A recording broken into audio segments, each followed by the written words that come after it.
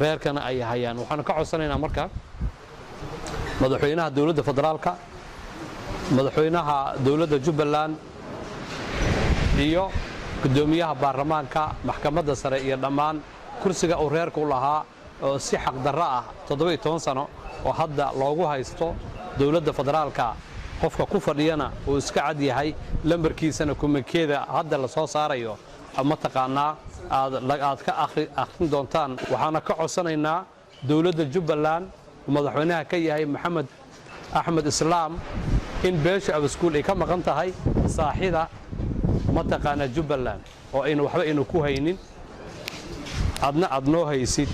waxaanu ka codsanaynaa abaskuul saamigii ilahayd haddii wasiir noqoto haddii agaasin uu noqdo haddii agaasin ku xigaan noqdo haddii wax kastaba ay noqoto in waxba aynu abaskuul aynu ku haynin loona baahan yahay in cadaalad laga taliyo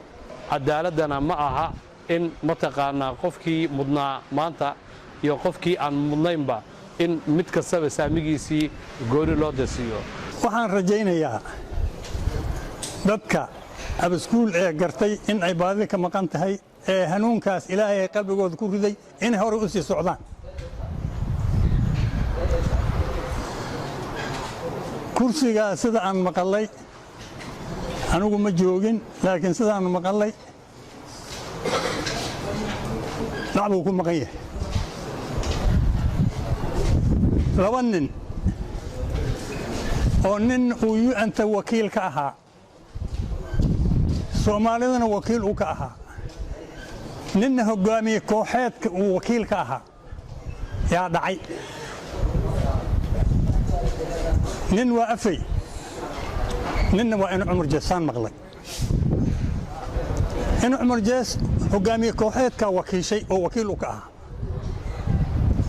ninkana UNtana wakiil ku ahaa shirkana wakiil buu ka ahaa afay labada nin baa soo kaashatay khaas ahaan afay baa dhacay oo walaalkiis u dhacay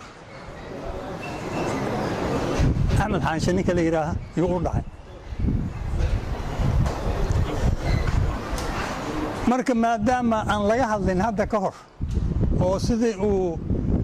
Shukri Saalax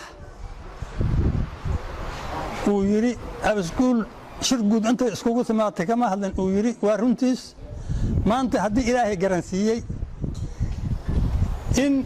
maal iyo maskaxba abaskuul ay maaragtay u istaagto oo kursiga la doono yaan u baahannahay dibad iyo dal intaba sidii lagu dooni lahaana ma aha in afku laga hadle ficil in la sameeyo la rabaa ficil in shir inta la qabto kursiga aan doonno la yiraaho ee inta la qadeeyo la soo imaado ma aha waxa la rabaa ficil in la sameeyo oo maal iyo maskaxba la soo geeyo marka waxaan hadalkayga ku soo gaabinayaa sidaan u hanuunay ee aan iskugu imaanay aan xoojinno naf iyo maal maskax iyo maal aan hurno dibad iyo dal kursigii aan doonno abukaati aan qabsanno